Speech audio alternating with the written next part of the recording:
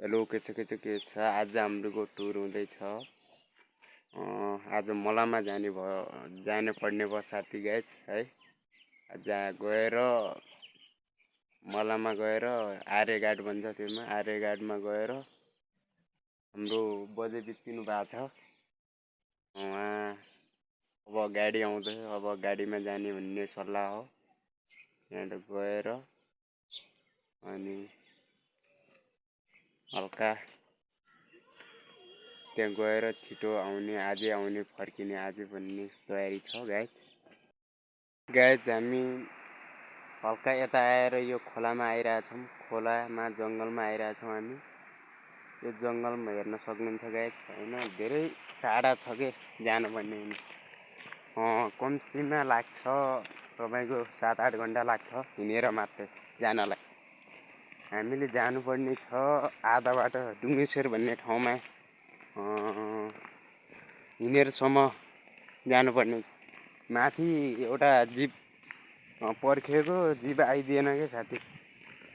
त्यहाँबाट हिँड्दै गइरहेको छु। अब मलाई 12 बजेसम्म त्यहाँ पुग्नुपर्ने छ। त्यहाँ अब लास अब छिटो ल्याउँछन् नि गाइस हैन।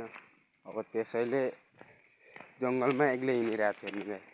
अब पहिला त गाइस हामी यहाँ उ गर्न आउँथ्यौँ के, दाउरा ल्याउन आउँथ्यौँ हामी यो वनमा। हेर्न सक्नुहुन्छ यो वनमा, यो उकालोमा हिँडिरहेछौँ गाइस हैन। सबले साथ सपोर्ट गर्नु नपर्नु होला, त्यही भन्न चाहन्छु। हामी अझै पनि लाग्छ, टाइम त धेरै लाग्छ गाइस हैन। जान त यहाँबाट लाग्छ अझै धेरै, हिँड्नुपर्ने छ। उस्तै बुढो मान्छे त बेलुका पुग्छन् भन्ने लागिरहेको छु। म त हिँड्दै दौड्ने गरिरहेको छु। अब त्यही गाडी आयो, त्यही गाडीमा जान्छु होला जस्तो लागिरहेछ। त्यही गाडी आइरहेछ, त्यो गाडी म खोटरा खोला भन्ने ठाउँमा आएर त्यो गाडी आइरहेछ। त्यो गाडी बाहिर पनि मान्छे बसेर रहेछन्। अब त्यही गाडीमा हिँड्नु पर्ला जस्तो लागिरह। यहाँ हिँड्न सकिन्न गाइस। यहाँ हेर्नु, यस्तो जङ्गल छ हेर्नु, यस्ता भिरहरू छन्, यस्ता रुखहरू छन् हेर्नु गाइस। धेरै सुन्दरले भरिएको हाम्रो नेपाल। कयौँ राम्रो छ, 4 गुणा राम्रो छ हेर्नु।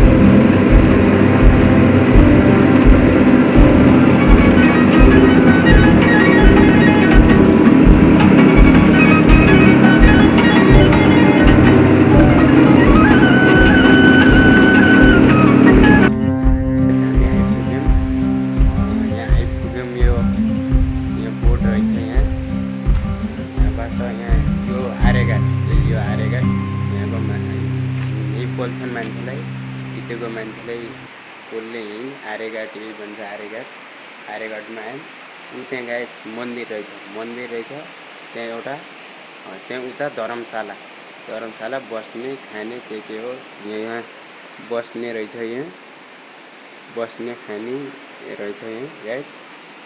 अनि त्यहाँ हेर्नु त माथि त्यो माथि डाँडा हेर्नु यो कुन हो यो कहाँ भन्छ यो मलाई त्यति थाहा पाएको पनि छैन गाइस। यहाँ माथि यहाँ माथिहरू दोकान छन्, हत्थरा दोकानहरू छन्, त्यहाँ मात्रै त्यही हो गाइस। हामी आयौँ यहाँ पानी सानो रहेछ गाइस, तर त्यही पनि खोला सानो रहेछ, त्यही पनि मान्छेलाई पोल्छ यहाँ आर्यघाटमा उ गर्दा रहेछन् यहाँ गाइस। त्यो हेर्न सक्नुहुन्छ त्यो गाइस।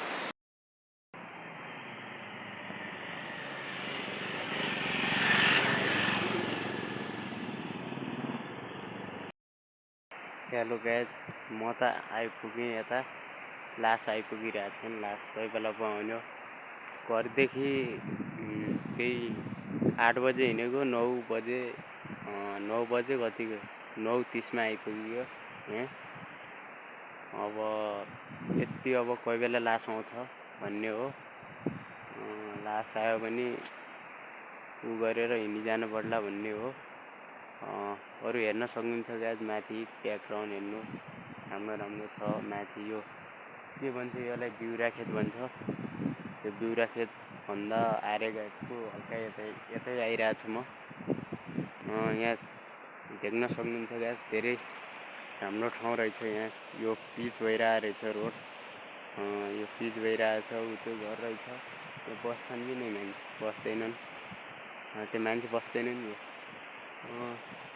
त्यहाँबाट हेर्न सक्नुहुन्छ गाइस, यहाँ धेरै भिड पाखा रहेछ, राम्रो रहेछ ठाउँ। अनि गाइस होइन यस्तै हो हिँडिरहेको छौँ होइन। अब एकछिन उता देखाउने छ, यता यो बाटो हो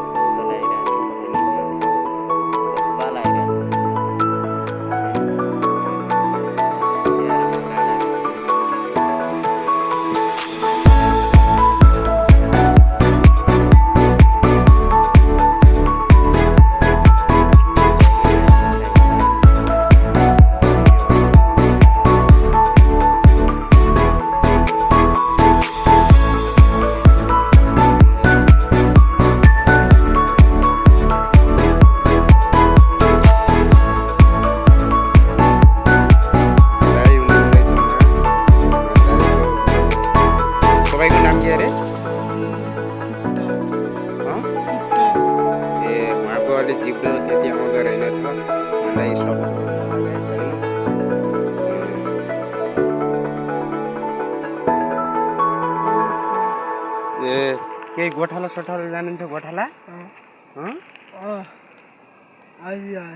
कति वर्ष हुनुभयो हजुर 60 ए उहाँको बोलिया गाइज केही बुझिन्न उहाँलाई केही सपोर्ट गरिदिनुला उहाँको लागि हजुरको लागि केही सपोर्ट पनि हुन्छ है अरू त आराम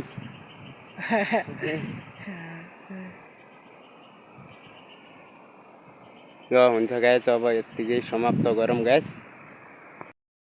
बुवा अरू अनि आमा ए अरू बुवा मम्मी हुनुहुन्छ ए हजुरलाई भत्ता आउँछ कि नै भत्ता भत्ता आउँछ कि नै ए ठिकै हो हजुर हुनुभयो होला 18-19 वर्ष जति हुनुभयो त्यति हुनुभयो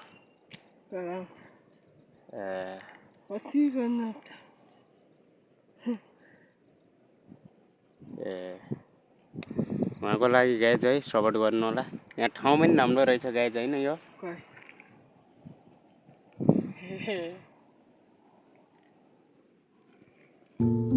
ठाउँमा आइपुग्यौँ कि हेर्नु यो पुरै ढुङ्गाको माथि छडो रहेछ यो पानी आउने हेर्नु गाइज यो